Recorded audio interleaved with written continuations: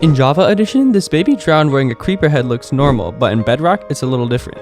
And this is an axe that I renamed that is not italic like it normally would be, and I didn't use commands. Today, get ready to learn 16 crazy differences between Java and Bedrock Edition that you probably didn't know.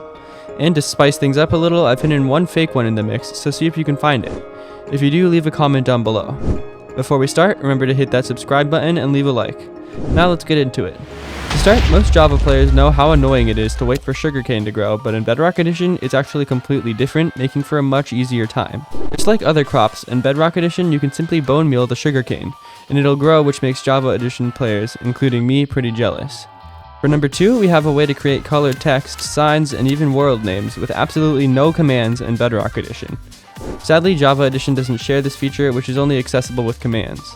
The way to do it is by copy and pasting this symbol. It's in the description, but you can also just Google section symbol, copy and paste to find it, and hitting a letter on your keyboard. I don't know which keys correspond to what color, but with some guessing you can make any color on the rainbow, black, white, and even bold and italic text. Like I said, in Java you have to use complicated commands like this to do it, which is kind of disappointing. For the third difference, we have something that's better in Java compared to Bedrock for a change. Even though this feature is very similar in both versions, crafting a boat in Java only requires 5 planks, while in Bedrock it requires an extra 2 sticks in a plank to craft a shovel. It's a small difference, but it looks kind of weird seeing it as a Java player. Next, for number 4, we have another thing that Java has that Bedrock doesn't, which, compared to crafting a boat, is actually really helpful.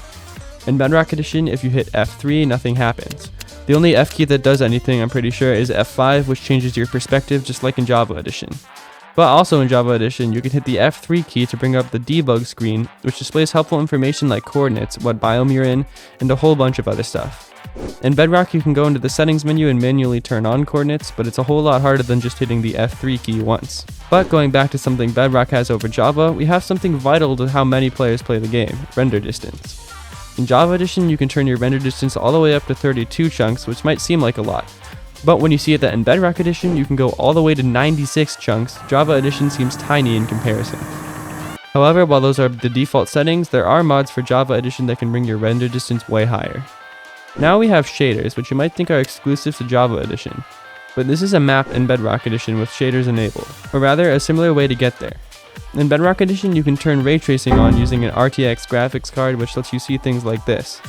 In my opinion, Java shaders look better, but Bedrock players have an option at least. Next, for number 7, we have something short and simple. In Java Edition, when you fly and stop, you slowly come to a standstill. But in Bedrock, it's different. When you stop flying pretty fast, which is honestly something that should be in both versions. It's really annoying trying to get to an exact position in Java Edition because of this.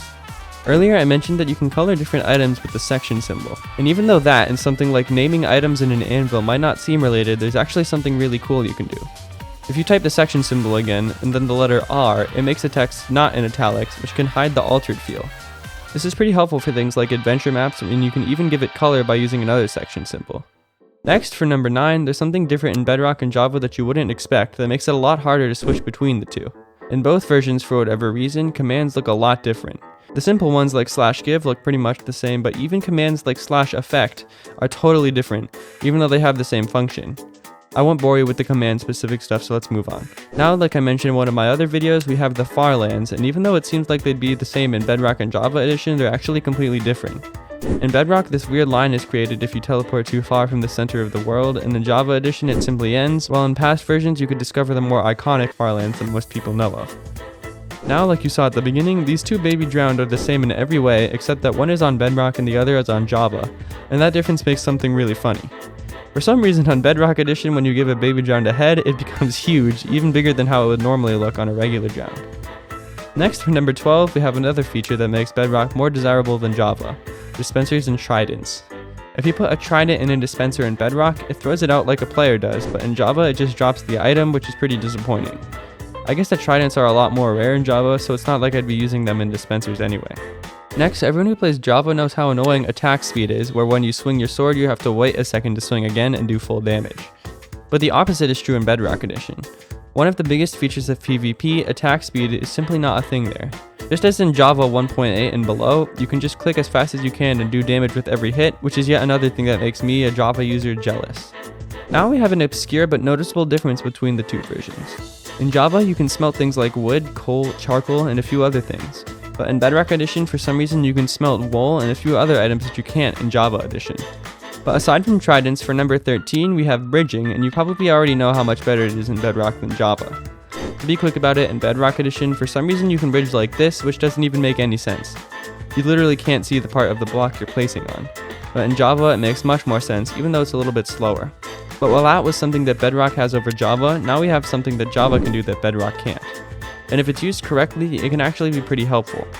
In Java Edition, if you use a splash potion on a creeper, when it explodes, it'll leave a lingering potion effect. In Bedrock, this just isn't the case, but back in Java, I'm sure this could be used in something like a mob farm somehow, maybe for a chamber where the mobs go or something like that. And finally, for number 16, we have maybe the craziest one of them all. Many people know this, but if you're near some trees in Bedrock Edition when it's snowing, you'll be greeted with a crazy sight. In Java Edition, when it snows, the leaves stay the same color, but in Bedrock Edition, they actually gradually turn white as if they're covered in snow.